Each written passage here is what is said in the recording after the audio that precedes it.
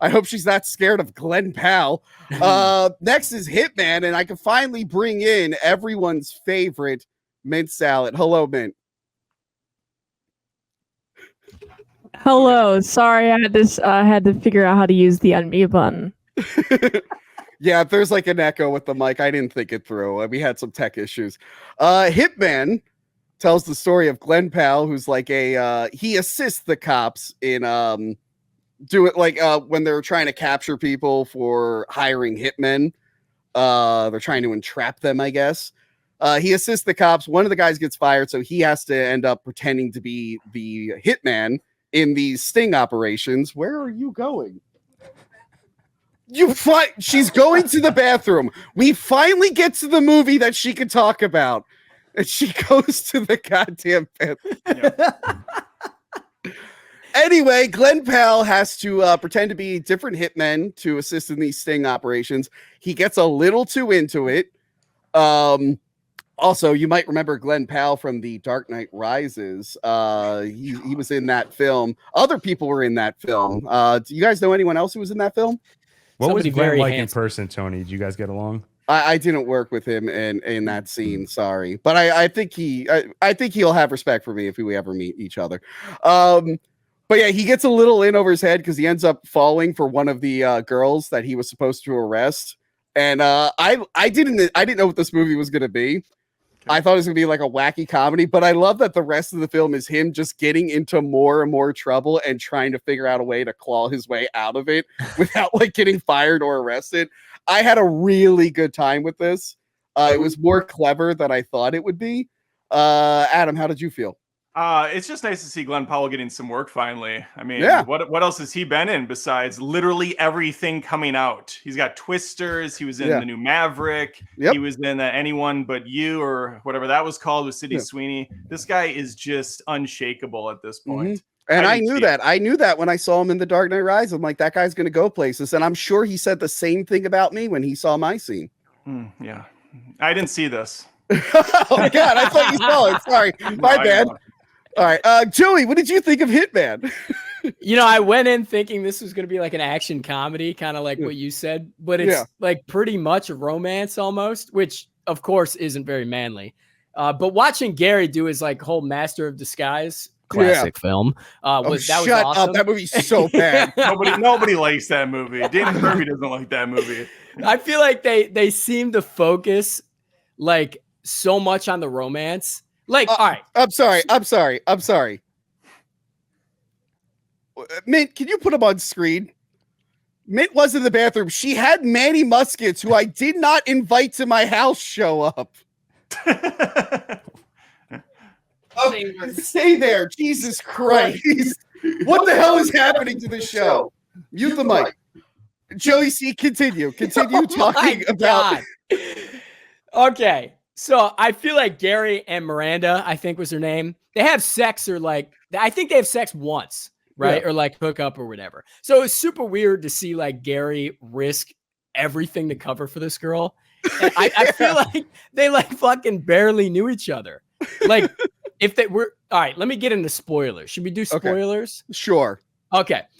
She drugs a cop in their own house and Gary is just cool with it. And then they have sex, right? And then boom, a family and happily ever after. I just don't know, man. I'm very confused. I feel like it's away with it at the end. I couldn't believe it. I'm so fucking confused, man. Gil, how'd you feel about this one? I think, Joey, that all stems from Richard Linklater. He's the one who did Before Sunrise, Before Sunset, and all those movies, right? And they were all inspired by like one night he had where he fell in love with this girl in this overnight experience and didn't see her for years. I feel like so many of his movies are inspired by that experience. So he's like, it happens, love at first sight. I've had that plenty of times. I will say this is the hot girl from Morbius, which that's pretty much the only thing I'd say about more. And she was in Andor, which is a show I swore I never watch, but I watched the first goddamn episode to do Adam's stream the other night, and all you fuckers tell me it's the best thing in Star Wars ever. I need an apology from all of you, because that was a friggin' snooze fest. Anyway, Tony, the best thing in Star Wars is still ongoing. It's called The Acolyte. Oh, God. Just popped 5 episodes out of its ass. We got a couple more to go. But Gil, did you enjoy the movie? Or? No, I did. I think, like you guys both said, you thought it was going to be an action, goofy kind of comedy. And for the first 20 to 30 minutes, maybe less than that, but for the first like 20 minutes, I still thought that because it felt like the movie was trying really hard to be funny. Like the one scene where he's about to go in for his first hitman gig and he's wearing shorts. They're like, you're going to wear that? Let's switch pants. The other guy puts the shorts on and he's like, these are actually pretty comfortable. And he starts kicking his legs out and stuff. And I was like, this is so corny.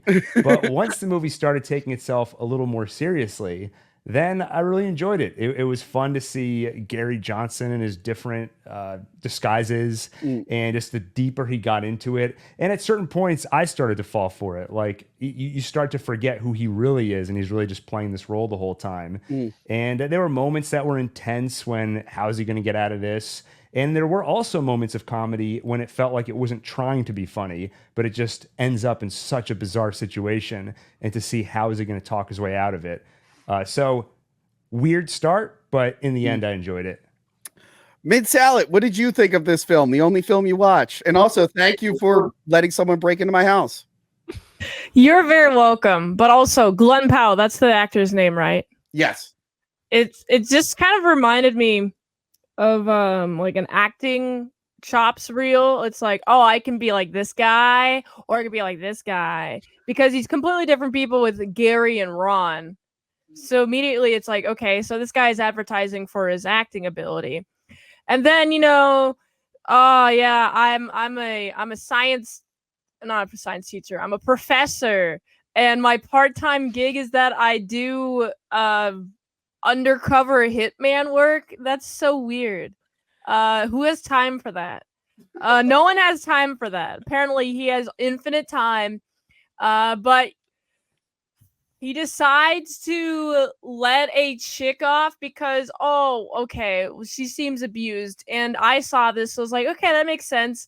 And then, like, seeing her behavior was just, she seemed crazy. I'm like, well, she is really crazy because she was kind of the bad guy.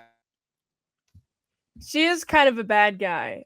She is, she was like, oh, I'm attracted to the fact that you kill people for money. And I'm like, I would not hook up with you, chick. No.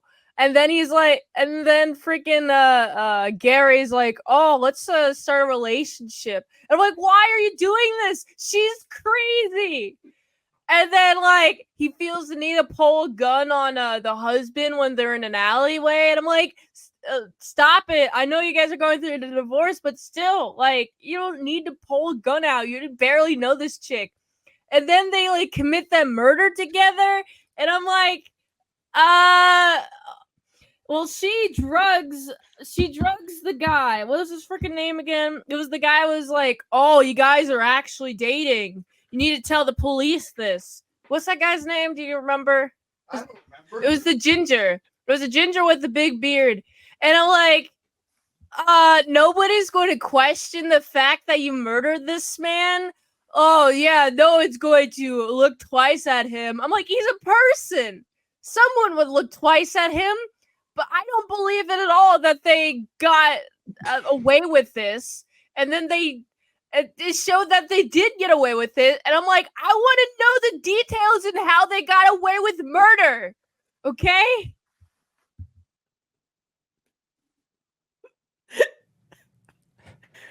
Tony, you're muted. You're muted. Well, I don't need to see the movie now. I just got a perfect breakdown of it. Happy 300 episodes. I'm so glad Mint was here. I was like, I'm just going to let her take the reins on this one. So I guess Mint didn't like it. Am I getting that right? I mean, I had like mixed feelings at first. I was like, oh, this is kind of corny. And then I was like, oh, this is actually getting kind of good. And then the ending was like, well, can you fix the plot things, please? And it didn't. So I hated it again. I hated it, then liked it, then hated it again. Alrighty. Well, that was it for Hitman. I say check it out. It's on Netflix.